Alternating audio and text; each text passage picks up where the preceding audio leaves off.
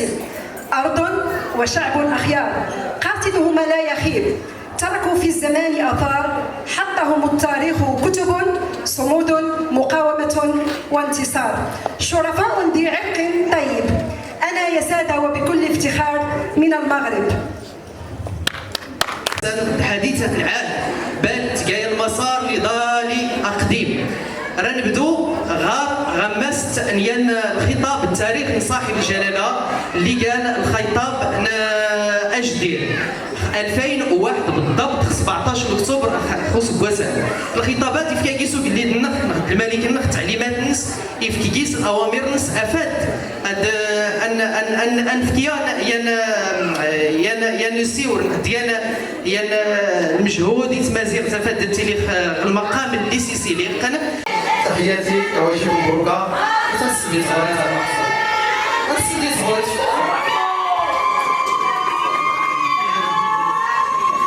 سيداتي وسيداتي الحضور الكريم، كنرحبوا بالضيوف ديالنا في هذه المناسبه الكريمه للمواطنين المغاربه ان شاء الله كاملين بمناسبه قرار صاحب الجلاله الملك محمد السادس نصره الله وأيده الله يحفظه ويجيه. وكنشكركم جميعا على الحضور ديالكم، وكنتمنى لكم ان شاء الله تكونوا مزيانين ان شاء الله بحول الله. وتحياتي للجميع، وكنشكروا السلطه المحليه، وكنشكروا مديريه المسرح، كنشكروا الاخوان كاملين المشاركين ديالنا شادين اللي يشاركوا معنا في هذا الحفل الكريم ان شاء الله. وتحياتي لكم جميعا ومرحبا بكم، بركايتكم كل واحد ربي. حكون نشكر الديوشين اللي يكون الرباط رضوان كل واحد ربي. تحياتي، انا نتمنى ان شاء الله دائما تكونوا مزيانين ان شاء الله، كل سنه تكونوا مزيانين ان شاء الله. نتمنى ان شاء الله الجمعيه تزيد قدام، الجمعيه كانت السنه قالت لي خويا كله كان انا رزقت وزور من طنجه ان شاء الله. نشكر حتى الجمعيات اللي وصلين كلهم المسيره ان شاء الله بحول الله باش الحفلات ان شاء الله يزري يفوتي ان شاء الله. تحياتي للجميع، كل واحد ربي. شكرا. بدأنا الحفل بالنشيد الوطني عبارة على أننا مغاربة موحدون، لا فرق بيننا في الوطنية بين الأمازيغي والعربي واليهودي وكذلك المسيحي، بحيث أن المغرب فيه كذلك المسيحي. في هذه الندوة نريد أن نرسخ ثقافة الحوار، ثقافة التعايش، ثقافة التعارف، وثقافة التقارب بين الثقافات الأمازيغية والعربية والإسلامية وكذلك اليهودية.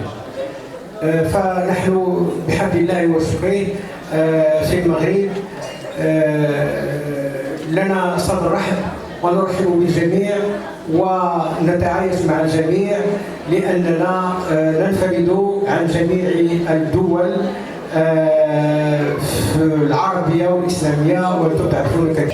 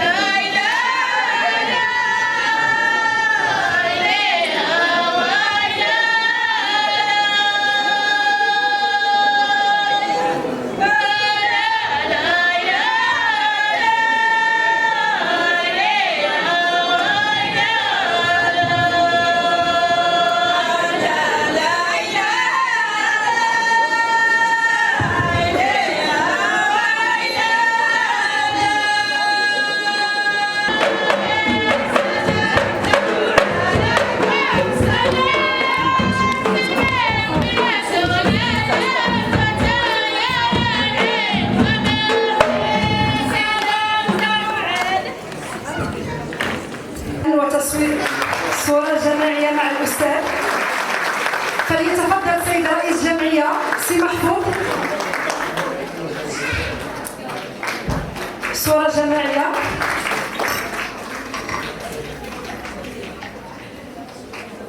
وخبير محلف ومستشار في مجال السياحة والتدبير الفندقي، كذلك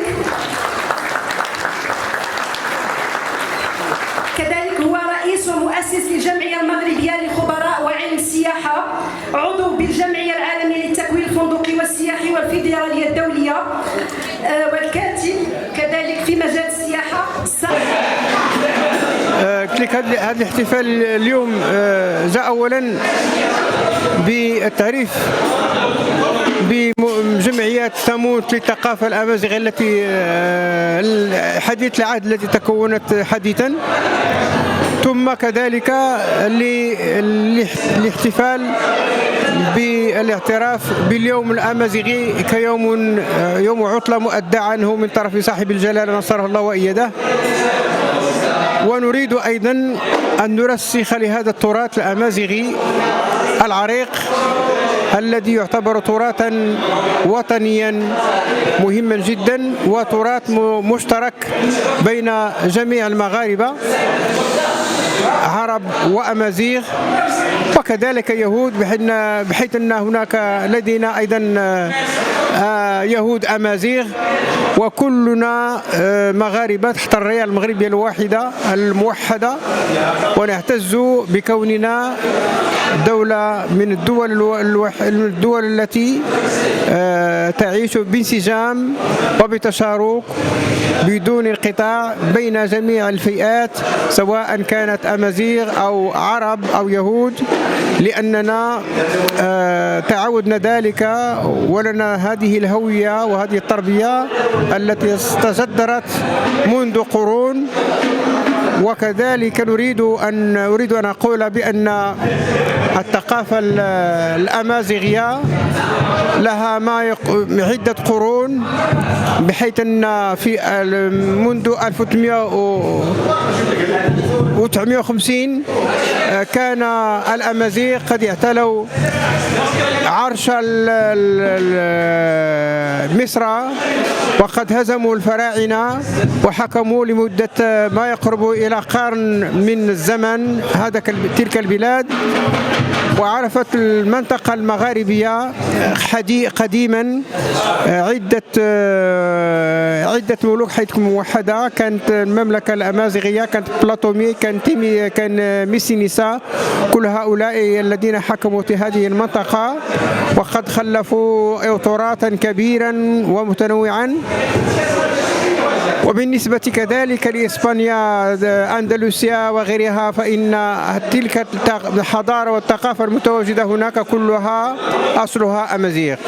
إذن فالتراث الأمازيغي لها جذور عريقة جدا، وما يقرب من 70% من المغاربة كلهم أمازيغ، ولكننا الحمد لله نتعايش بكل سلم وسلام، لا فرق بين هذا وذاك، لأن الأمازيغ قد انسجموا وقد تصاهروا مع العرب وتصاهر العرب مع الأمازيغ وأصبحنا ونحن أمة واحدة تحت راية واحدة، ونعتز بمغربيتنا ونحب بلدنا، واللهم نطلب الله أن ينصر ملكنا وأن يطيل في عمره وأن يقر عينه بولي عهده الأمير سمو الأمير مولاي الحسن. والسلام عليكم.